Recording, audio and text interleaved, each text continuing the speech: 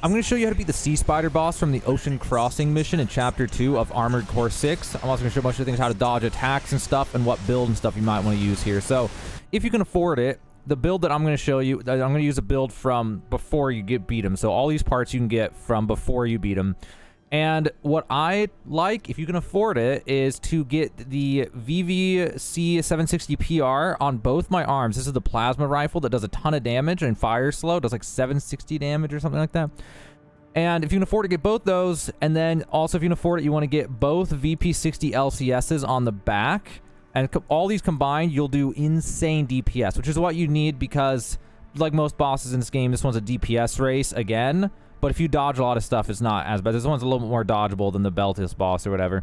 Anyway, for the body, it doesn't really matter too much. You just got to make sure the legs can carry everything. Other than that, like basically pick whatever legs you want that will carry everything. And if you have leftover weight, then just put on the head and the chest and the arms to be things that give you a lot of AP just to make you tankier. So you could copy mine and use the ones I have if you want, or you can mix and match whichever way. Generally, the arms, at least at this point, aren't worth it too much compared to the chest because the arms will be like twice as heavy but only give like 20% more armor on the arm. So you got to be careful to do the ratios on those. And as for the boosters, you're definitely going to want the Buerzel 21D. And this thing is really, really good for keeping you in the air for a really long time, which is really helpful for stage 2 of the boss. And then this one's just some standard, FCS, whatever, just gives them more damage at close range. Honestly, I could probably swap out for a mid to long range one for this fight. It doesn't really matter too much, though. And then the generator that I use is the VP20D. It's the only way you're going to be able to support all the energy demands of those weapons. So you're going to have the VP20D no matter what for this build.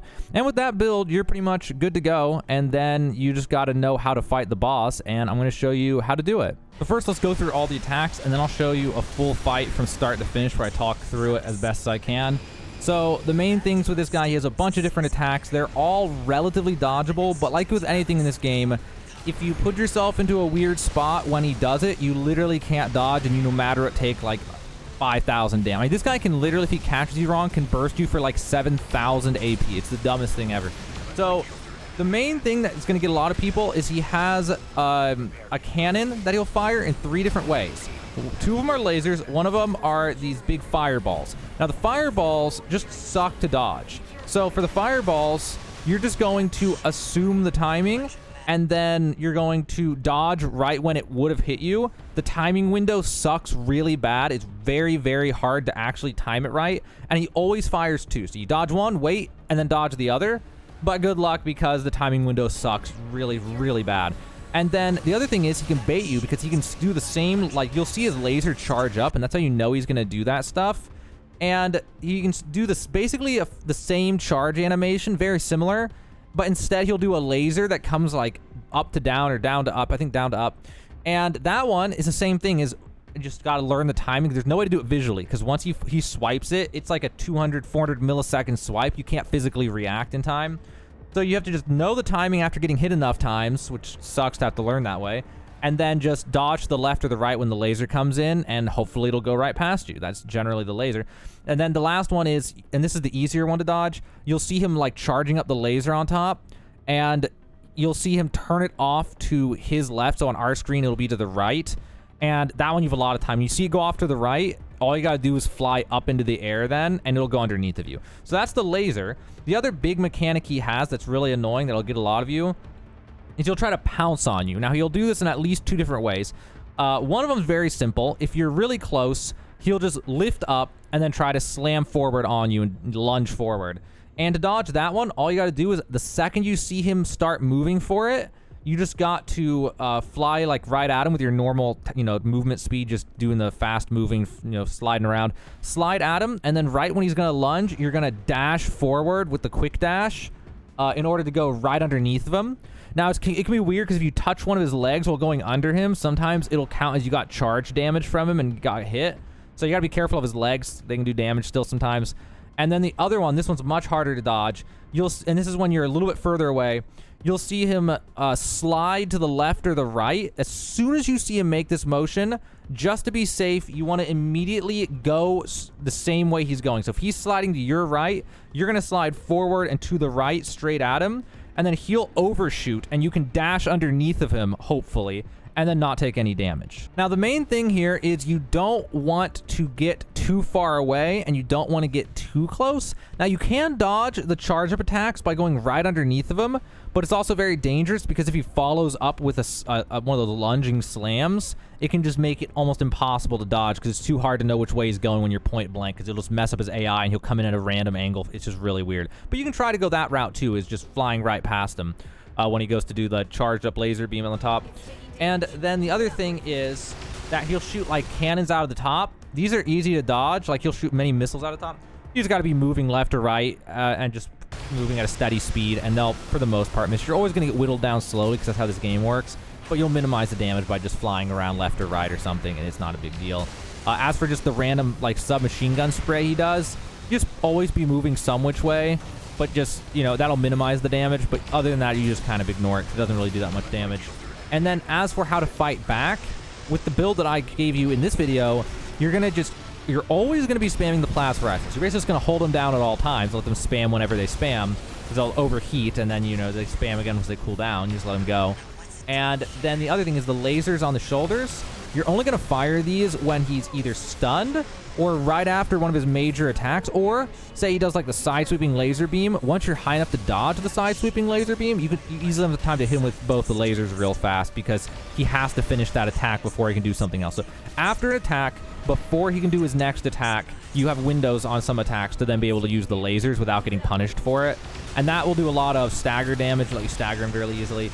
And doing all that, you just want to go fast, and you want to keep the pressure on to try to get through him fast, because you're eventually going to take damage. Even if you dodge everything perfectly, you're going to slowly whittle down, because some things are going to clip you, some things are always going to get you a little bit. And then stage 2, once you get stage 2, you're going to want to spam your damage on him as much as you can while he's transitioning to get free damage, because it takes him a while. He'll go up in the air and turn into this like weird looking flying bud thing, and during that you can get a lot of damage on him while you're doing that. And when he goes to stage 2, make sure to stay on the ground though, keep your thrusters full, and then don't get right underneath him at first. And he will fire a laser beam at the ground, and when he does, the whole ground will turn to coral or something. And so once he does that, you have a little bit of time, you see him fire the laser beam, then you fly up, and you just keep firing at him full speed, spamming your lasers and stuff. He'll be firing things at you, shift dodge around to dodge any missiles or anything. And he's going to whittle you down pretty fast because it's just hard to stay in the air and dodge things. You're going to get hit by a lot of things, but it's not going to do too much damage. But the thing that can one-shot you here is a one-shot mechanic that you need to be careful of, and that is the blade spinning attack. And now, when he does this, what you want to do, and this is why you'll be really careful, you want to land whenever you can to try to get your boost up, because you want to have full boost or a lot of boost when he does this. And you'll see it coming pretty easily. He'll start to rotate and spin. You'll see some animations that just make it obvious that he's about to do it. And what you're going to do is you're going to do your long dash, that one that you can do for a really long time, go forward. You're going to immediately turn, depending on where you are, hopefully you're not backed into a corner, you're going to want to go up into the sky with it and at an angle to him. If you get above him, then he can't do anything. And because he can only go below him with that. So if you get high enough, he can't do anything. And if you're in the right spot, you can literally just dash away to the other corner of the map. He won't catch you, basically, if you go the whole distance. Also, if you run out of boost, you can use one laser at a time to hover in the air until some of your energy comes back, and then fly again. This will help you stay airborne in an emergency to try to stay above the blades. If you don't, and you get caught on the ground by the blades, maybe there's some magic way to dodge them. I didn't play with it way too much. I played with it some, but it just seemed like he has so many spins and angles and tracking with it that if you're on the ground and he does it and you are stuck on the ground, maybe you shift dodge one part of it and he'll rotate and correct and then just annihilate you instantly and insta one-shot you. So always try to fly for that one. Other than that, just keep spamming them out and try to burn through them as fast as you can. Alright, so now with that tutorial out of the way, let me just do a fight. Now, no guarantee this will be a perfect fight or anything, but hopefully it'll help demonstrate in real time what this is going to look like. So we're going to spam him with everything, and then make sure, I'm going to hit tab here, make sure that we're moving. And then we're going to spam plasma rifles. They're overheated right now. I'm waiting for an attack. Okay, he's going to do that. We're going to go over it. We have him stunned now, so now we're going to spam him out with lasers. We're going to stay about this close. Now we're going to stop spamming lasers. So he's going right, so he's going to do the slam. I touched his leg, so I took damage still. Alright, so I kind of want to get closer. because he might do that. There we go. And I went under him. I also want to try... oh my god, I somehow dodged that. Miracle. I want to try dodging his fireball shot by going under him if I can.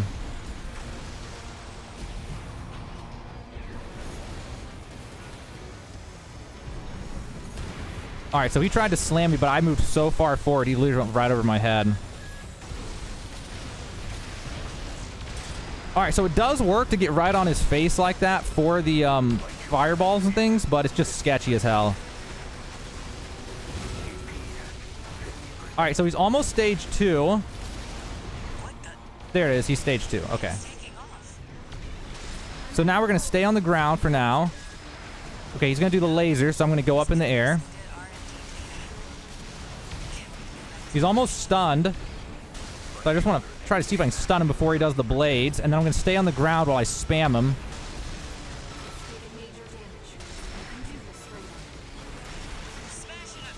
Alright, now he's probably going to blade soon, I would assume. He doesn't always. Okay, here comes the blade. I'm just going to fly away. I think he's doing the blade at least. Okay, I don't know if he did the blade or not. It looked like he was going to, but I don't know the animations by heart. Oh, whoa, I almost got hit by the laser. That would have been really insane damage. All right, we got him stunned again. I didn't get to show you the blade, so I'm kind of actually not going to kill him here. And I'm just going to wait for the blade and see if I can show you the blade before we end this. So let's see if he'll do the blade real fast.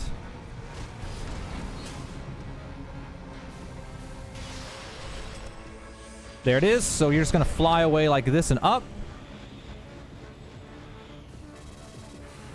And see, the blade's done now. And it's a pretty easy fight, actually, once you know all the mechanics and things. This is definitely a fight where it's much better than the Beltius fight. The Beltius fight is some garbage. This fight's a lot more fun because you can actually learn the mechanics. And then once you learn the mechanics, you can do better. Also, what happened? How did I lose my cannon on my right? I wasn't even paying attention. Anyway, so yeah, there you go. That is the Sea Spider fight. That's everything you need to know, guys. That's pretty much everything. This is a pretty comprehensive guide for once by me on one of these things. So hopefully I was able to help you out, guys. This build plus all the tactics I showed you in this video, you can get a pretty clean fight with him. If you get a really good fight, I mean, you can maybe do only losing like 4,000 AP or something like that, which would be phenomenal for this. But there you guys go. Hopefully that helps you. Now you know how to beat the Sea Spider in Armored Core 6.